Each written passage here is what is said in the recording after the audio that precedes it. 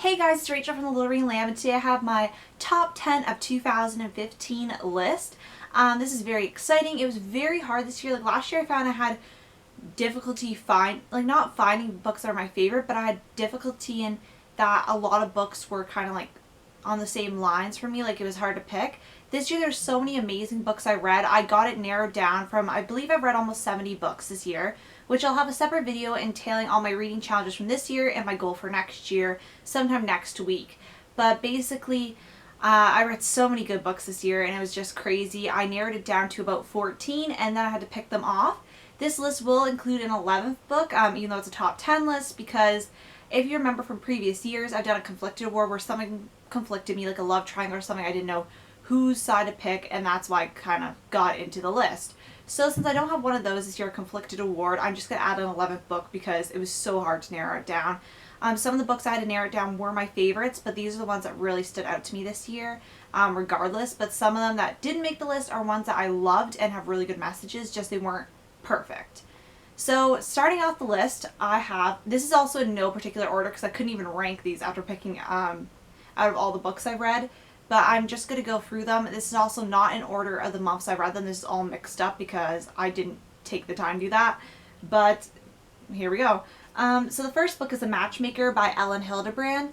And I absolutely love this book. I read it in between reading the Princess Diaries series, and I didn't think anything would really pique my interest like this. I remember I was waiting for the novella to read the next book I had, and it hadn't come in yet, and it was like Sunday, and I was supposed to come in like Tuesday or something like that. So I picked this up and it was super good, and it was her summer book, I believe, from 2014, if I can remember, or it's 2014, I believe. And it was so good. It was just like, it reminded me of like the first time I kind of read her books. Like it was just a really good story, really pretty cover. And I have a review up on this. I'm also going to link all the reviews I have on these books because I believe I have reviews on every single one of these in the description for this video. So if you want to learn more, because I don't really want to describe too much in detail all the books because that could take forever. The next book on this list is a more recent read of mine, which is A Man Called Ove by Frederick Backman. And this book is one that I wanted to pick up very soon. I actually received it for Christmas 2014, and it was super good. Like, this was supposed to be a blog made into a book. Like, this book had so many good quotes and stuff. I need to still put the little tabs on the pages. But I just loved this book. It was so good. Like, I can't even describe it. I really want to read more of Frederick Backman's books. And just thinking that I'm going shopping today, and I just want to get his other book, talking about it, because this was amazing. Like, it took me a little bit while longer to read because I was reading it while in school, and it was very busy for me, and I didn't have much time to read outside of school. And when I was having to do my PLL read-along group.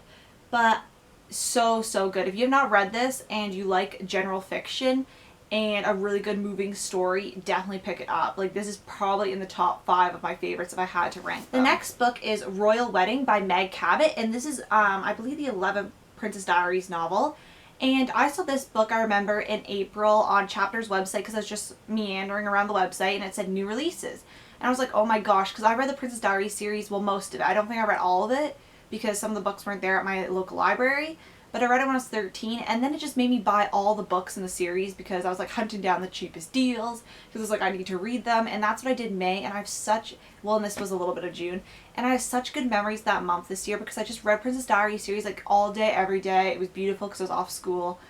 And yeah, this book was just really good. It's actually an adult book, and the other ones are teen YA, so it was a little bit different. It was a little bit harder getting into, but once I got into it, it was amazing. I'm so happy what happened, the outcomes of everything.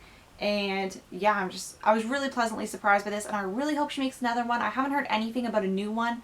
I know her middle grade series that she wrote that has something to do with this book that I don't want to spoil has a sequel. So if you guys have heard anything about her writing another one of Princess Diaries books, definitely let me know, and not the spin-off because I'm already aware of that. The next book will come to no shock to you if you've been watching my videos for a while, but that is The Good Girls by Sarah Shepard, the sequel to The Perfectionist and the end of the duology. This book, even more so than The Perfectionist, was amazing. Like, it was a little slower to get into, but the twist ending. Also, if you're going to watch this review because you've read Perfectionist, don't read the comments because a lot of us are discussing the twist, and I don't want you guys to get spoiled. But some people have been spoiled, which I'm really sorry about because, you know, everybody's discussing, and it's really hard not to say don't put spoilers, but Usually people are pretty good at warning people. But this book was so good. I have so many notes in this book. I think it's the most notes I've like wrote on a book that there's just one singular book. I think it's like 4 full pages of notes. This book was amazing, and I can't wait till Sarah Shepard releases something new because I am waiting for her new series, I believe called The Amateurs or something, which doesn't have a release date or a cover or anything, and I'm eagerly anticipating it after reading this goodness. Number 5 on the list, which is, you know, not ranked in any particular order, so that is Finding Audrey by Sophie Kinsella, and I absolutely loved this book. Like there's like an A plot and a B plot, and it was so good. I read this as a buddy read, and I really enjoyed reading it as a buddy read too because I got to discuss the book. But this book just exceeded expectations. Like I saw it and it was pretty small and everybody's saying it was so amazing. And I was kind of worried. Like I love Sophie Kinsella's books, but usually her books are bigger, and this one was really small. But it was so good, and I was reading a report, like an interview last night with her, and she said there could be a sequel to this book. She's not sure if there's going to be a sequel. She's not sure if she's going to write more YA. I definitely think that more YA would be awesome. This cover's really cool. It's giving me a real 90s vibe. It just screaming out to me. It reminded me of Weekenders mixed with like kind of like Daria's haircut, I think.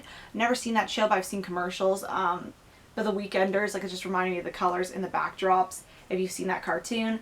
Yeah, absolutely loved it. Definitely recommend. The next book on the list is Point of Retreat by Colleen Hoover. This is a sequel to Slammed. I read Slammed late 2014, and this was so good. It actually is like, I don't even know if I like it better than the first book, which is very rare for me when it comes to second books. The only second book I can think that I loved more than the first book at the moment is Catching Fire by Suzanne Collins, the sequel to Hunger Games. And this was, like, I started reading this a Saturday morning, and I was literally laying in bed, like, reading this the whole day. And that rarely happens, especially with school and stuff going on. Like, I usually take frequent breaks and read, but I just completely read it, and it was beautiful, and I don't regret that afternoon at all. And I have another Colleen Hoover book to the list. If you guys have been watching my videos, you know I read so many Colleen Hoover books this year. I read Slammed late 2014, and then I knew I had to get all her books, basically. And I've read most of her books, actually, that have been released by this point. And another one that was my favorite was Ugly Love by Colleen Hoover, which I didn't think I'd like as much as like Slammed and all that, but I liked it just as much almost. Like the story was really good. It kept me really reading. I read this in less than 48 hours. Maybe, yeah, I'm not sure, maybe like 30 something hours, but it was really good. I absolutely loved it. And yeah, I definitely had, her books always have like kind of like a twist, I find, like, and this kind of had a twist, and I really liked it. The next book is Forgive Me, Leonard Peacock by Matthew Quick. Now this book was amazing. I have so many good quotes from it. It was my first Matthew Quick book. He is the one who wrote the Silver Linings Playbook, which I really want to read, and among other books. And this book just, it was great. Like, it had so many lessons. The next book, this book doesn't even seem like I read it in 2015 because it seems like I've read it years ago by this point, but that is Outlander by Diana Gabaldon. Now I started this series, I remember I read this in a week, and it's like over 800 pages, like 850 or something, and that's really big for me reading in a week, especially when I have exams going on. I just couldn't stop reading it. I really need to get back up, pick up the third book, but it was so good. I'm usually not into this kind of writing, I guess, or like not writing but story, because it's a time travel kind of historical, like I like historical, but time travel and stuff like that I haven't really delved too much into besides the Ruby Red trilogy, which I've not finished the third book yet.